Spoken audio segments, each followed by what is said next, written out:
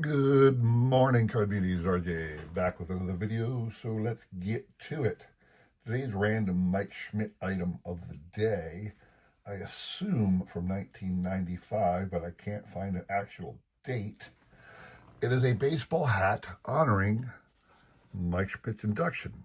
Hall of Fame, July 30th, 1995, Mike Schmidt. It's one of those plastic snap caps, so I think it's a lot older than modern hats. Even the new era sticker in here is a very nylon-like thing. It's not the kind of things you would see produced today if it was a hat, but it was a fantastic thing. I did not have this when I found this on the Bay for a really inexpensive price, and I had to snag it. I didn't want to miss it. Really cool little cap for my wearing pleasure. Today's random baseball item of the day. This is going to confuse you all until I explain. Today's random baseball item of the day is a baseball. This is a little wooden tile, okay? And it's just got a picture of a baseball stuck on it. So you would think, why in the world would anybody waste their money on that? And I'm not so obsessed with baseball that I would do that. But it came with a purpose. Allow me to set this down and set this right here. So when my current wife and I were out very early in our time together, we came across a little knickknack store that sold tiles, and the tiles were photographs of everyday objects that you could interpret to be letters. So we picked up several tiles to spell out a word.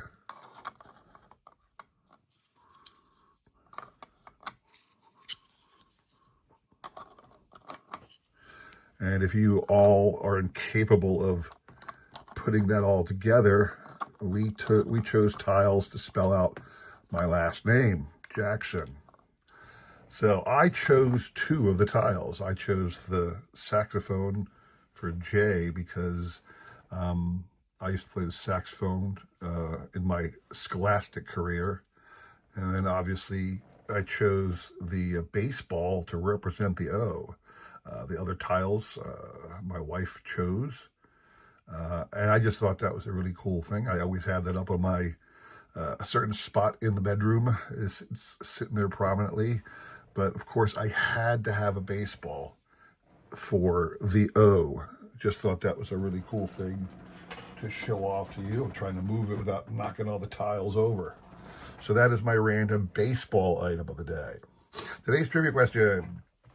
On this date in baseball history, June the 16th, 1995, this future Hall of Fame outfielder hit career home run number 400 while playing for the Florida Marlins. Name this future Hall of Famer. What you're playing for? A cool card from the Conlon collection again. Another one of the colorized versions. This one is of Johnny Mize. This one was a subset within the base set called Cardinals 1892 to 1992, and it highlighted various players. If you go into the actual subset in the black and white Conlon cards, it has, I don't know, 30 or 40 former Cardinals in their Cardinal uniforms, and on the back it lists only their stats while playing for the Cardinals. So this is another one of the collection of colorized cards that Conlon put out in the mid-90s. This one here is copyright 1994. So Johnny Mize, one of those forgotten Hall of Famers. Not forgotten, but lower tier Hall of Famers, not one everybody is clamoring to collect. If that's your prize, all you need to do is shoot me an email with a guess. I will include my email in the description below, along with a repeat of that question. You will have today and tomorrow to answer. We will pick a winner on Sunday, all right? Good luck to everybody on that.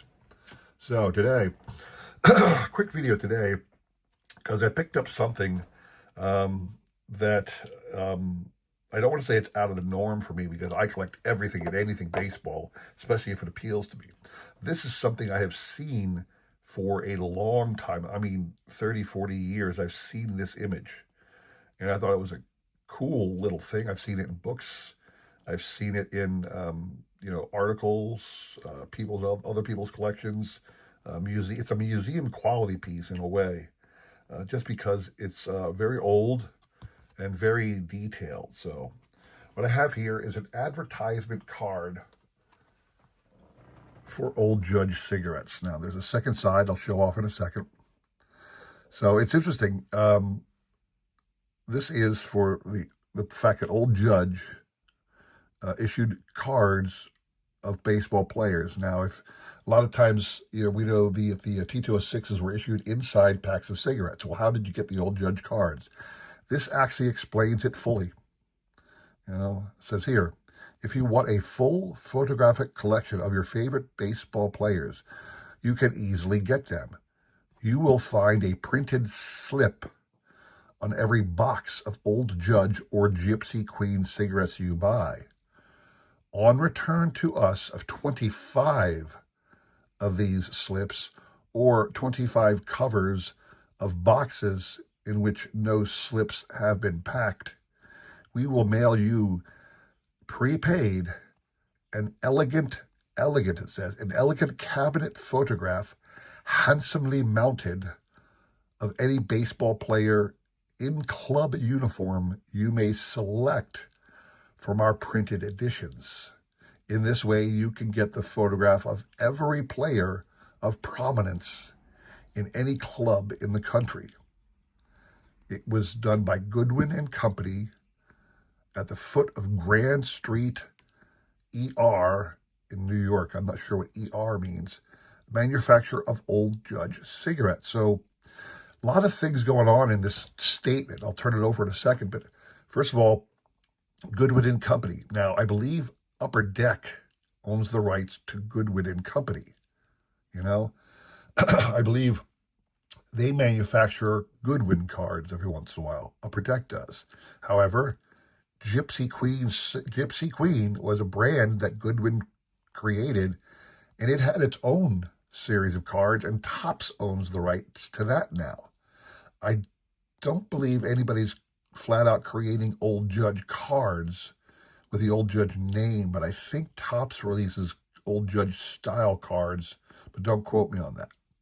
So there's a lot of current baseball stuff going on here. Now you see here, for some reason, this is a little umbrella. Now let me turn over the card. This is the beautiful little advertising piece that was there available. I think this is it was a desktop thing or something like that. I'm not sure what it was. So it's a real cool thing. The Old Judge cigarette box right there. Smoke Old Judge cigarettes, best in the world. And this is obviously a father disciplining his child. Down here at the bottom it says, take that. And the next time I send you to the store, you'll bring me the Old Judge and no other kind. You can see the kid in his little white, yellow pants, blue shirt, and his cap on the ground here. It says, an interesting interview. That's the caption. And then in the top photograph, he's back at the store, and he goes, say, boss, give me Old Judge and no fooling this time. I mean, this is the kind of thing, the concept that someone would produce this today to market cigarettes is insane. First of all, you're marketing cigarettes. That doesn't happen, at least not like this. And secondly, the kid was sent to the store to get the cigarettes, which is, it's an inconceivable thing in today's world. But I remember not too long ago, shout out to Lou Rock TV. He was telling a story about his childhood, where one of either his uncle or his father, some relative, would send him to the store to buy, cigarettes and I think beer actually, and he was allowed to keep the change, and that's one of the ways he bought baseball cards. You have to watch that episode that Lou Rock explained those stories, great childhood stories. Anyway, this image I've seen in a lot of books celebrating early baseball cards, because it talks about Old Judge. And what you would get, like they say, here is my old Judge card. I have a Philadelphia Philly, obviously, old Judge. It's got a pinhole up top. That's why it gets the SGC 1, actually pinhole top and bottom. Goodwin and Company, Old Judge cigarettes. Blank back, so there was nothing on the back. It was just, again, so they would take whoever, produced this picture, affixed it to a piece of cardboard, and that was what they would send you back with your 25 slips or boxes. And I was thinking about that. Can you imagine how many people were sucking down cigarettes? Consider how many old judges are out there, and each one had to get 25 coupons in order to get one card. People were smoking like frickin' chimneys back in the day, given how many old judges there are. But I'm just thrilled. This cost a pretty penny. It's not inexpensive. I will take it out. It is in rough shape, but it was interesting for me to see something. It's not very big. I thought it was much larger in all the pictures. This thing folds down. On the back, it looks like there's a hole in this. There's damage at this piece, but what it is that's where the tab went. So this tab, which is one of the umbrella things, would slip into that piece of the dad's feet, and it would hold the umbrella. And I guess it was meant to be distributed this way, or I'm not sure how or why you would fold it over ever, why they did this, but it was made to do that. I just thought that was pretty interesting because I had never owned one of these before, obviously, and I've only ever seen it like this. But it is a really awesome piece of baseball memorabilia, an advertising piece, a baseball piece, and just one of the most beautiful things I now have in my collection, along with an old Judge card. So that's my showcase for today. Hope you enjoyed it. If you did, please consider liking, subscribing, commenting, and all that jazz. I really do appreciate your support as I try my best to support everybody else in this great card media, all right? Thank you very much for watching. Come back again on Wednesday and Friday for more. Have a great day. Take care.